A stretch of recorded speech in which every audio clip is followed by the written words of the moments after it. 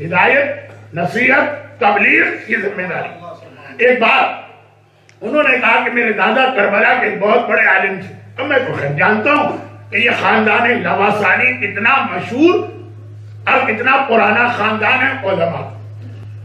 کہا کہ ایک مرتبہ ان سے اور ان کے ایک دوست سے، دونوں عالم تھے، ایک معاہدہ ہو گیا۔ آپ کو معلوم ہوگا، آپ نے اپنے بزرگوں کو دیکھا ہوگا کہ غدیر کے موقع پہ ایک دوسرے کے بھائی بنتے، جو غدیری بھائی کہلاتے، سیغہ پڑھ کے بھائی بنا جاتا۔ غدیری بھائی تھے ان کے، خود بھی بہت بڑے عالم۔ ایک بات طے پا گئی کہ ہم میں سے جو پہلے مرے گا وہ بعد والے کو جو زندہ ہوگا یہ بتائے گا کہ مرنے کے بعد اس پہ کیا گزری۔ ایسے بہت سارے واقعات ہمارے پاس، پوری کتاب ہے ان واقعات پر کہ جو اس طرح کی بات ہوئی اور پہلے مرنے والے نے بعد والے کو آگے بتایا۔ اب آغا لواسانی فرماتے ہیں کہ میرے دادا کا انتقال پہلے ہو گئے، تو ان کے دوست تو ان کا غم کر رہے ہیں، وہ اپنی جگہ لیکن انتظار کر رہے ہیں کہ وعدہ پورا کر پاتے ہیں کہ نہیں، کیونکہ یہ اپنے اختیار میں نہیں ہے، روح آزاد نہیں ہے، حکم خدا کے تابع اور پابند، اگر اللہ نے اجازت نہ دی تو۔ لیکن چند دنوں بعد دیکھا کہ واقعا وہ آگے خواب میں۔ بہت مختصر کر رہا ہوں واقعے کو کیونکہ اصل موضوع تو اب تک شروع نہیں ہو، تو خواب میں آگے اب دریافت کیا کہ بھئی مرنے کے بعد کیا گزری۔ بہت جلدی جلدی بات کر رہا ہوں، سارا زندہ جو تھا وہ سب دریافت کر رہے ہیں، لیکن پہلا سوال انہوں نے یہ کیا کہ مرنے کے بعد اللہ نے آپ کو کیا دیا؟ اب اللہ عادل، چنانچہ جس نے پوری زندگی دین کی خدمت کی ہے اسے اجر ملتا ہے بغیر حساب۔ ہم تو ہر ایک کو گن گن کے دیتے ہیں، اللہ بغیر حساب دیتا۔ بتایا کہ یہ ملا، یہ ملا، یہ ملا، دنیا کی جنت کی ساری نعمتیں۔ دریافت کے ایک سوال ایسا کیا جو ہم اپنے مرنے والے سے نہیں پوچھیں گے۔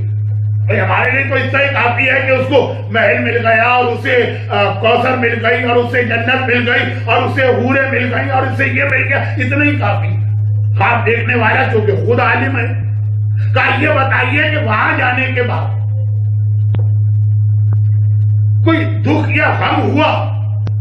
احساس محرومی جسے کہتے ہیں، یہ احساس کہ کاش یہ بھی مل جاتا۔ تو ایک مرتبہ کہا کہ ہاں، صرف ایک مجھے احساس رہا کہ میں نے زندگی بھر دین کی خدمت کی، لوگوں نے میری بات سنی، عمل کیا، کچھ نے عمل نہیں کیا، کچھ نے بات ہی نہیں سنی، لیکن بہرحال عمل کرے کہ نہ کرے کسی نے میرا مذاق نہیں اڑایا، کسی نے میری توہین نہیں کی۔ اب 100 سال پہلے علماء کا ویسے ہی احترام تھا، اور چاہے لوگ ان کی بات مانے کہ نہ مانے، منہ در منہ تو گستاخی نہیں کرتے تھے، یہ تو آج کا تحفہ۔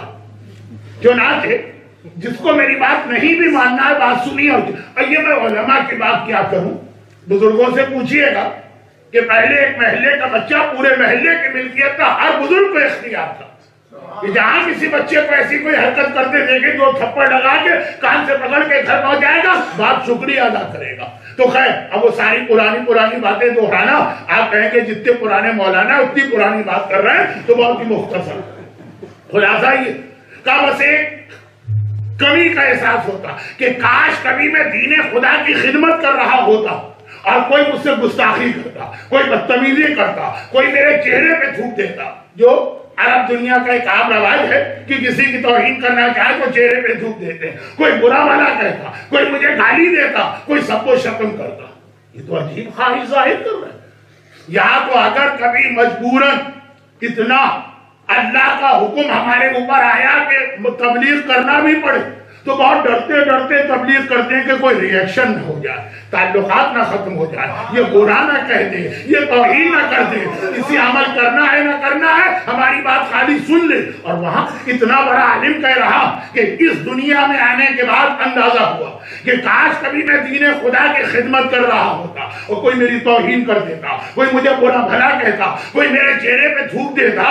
حیران ہو کر جو زندہ عالم ہیں حیران ہو کے پوچھا کہ آخر اس کی وجہ کیا ہے، یہ خیال کیوں آیا؟ کہا یہ خیال اس لیے آیا کہ میں نے دیکھا جب کوئی آدمی دوسری دنیا میں جاتا ہے تو جو اس نے اس دنیا میں اللہ کی خدمت کی ہے اس کے اعتبار سے اس کو صلہ ملتا ہے، مگر اللہ عادل ہے، چھوٹی خدمت کی بہت ملے گا لیکن بڑی خدمت کرنے والے کے مقابلے میں بہرحال کم ملے گا۔ تو میں نے دیکھا کوئی راہ خدا میں مال دیتا ہے اس کو مال کا ایک صلہ ملتا ہے، کوئی وقت دیتا ہے۔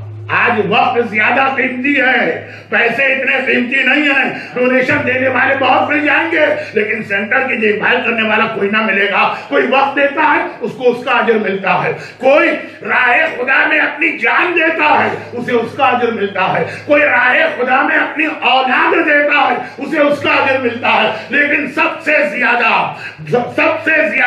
آخرت میں جو عزت ملتی ہے، سب سے زیادہ جو اجر ملتا ہے اسے ملتا ہے جس نے راہ خدا میں اپنی عزت قربان کی ہو، جس نے راہ خدا میں اپنا اسٹیٹس قربان کیا ہو، جس نے یہ خیال نہ کیا ہو میری توہین ہو رہی ہے، میری بے عزتی ہو رہی نہیں، مجھے حکم خدا پہنچانا ہے۔ اس کا مطلب یہ نہیں ہے کہ آپ ہے مجھے معاف، یہ مطلب نہیں ہے کہ انداز غلط رکھیں، نہیں، لیکن کتنا ہی اچھا انداز کیوں نہ ہو، اگر راہ خدا میں ہماری عزت ختم ہو رہی، ہمارا اسٹیٹس خطرے میں پڑ رہا، ہمارے تعلقات ٹوٹ رہے، کوئی بات نہیں ہے، سب سے زیادہ اللہ اس بات کا دیتا ہے۔ برحمتک یا ارحم الراحمین وصلی اللہ علی محمد وآلہ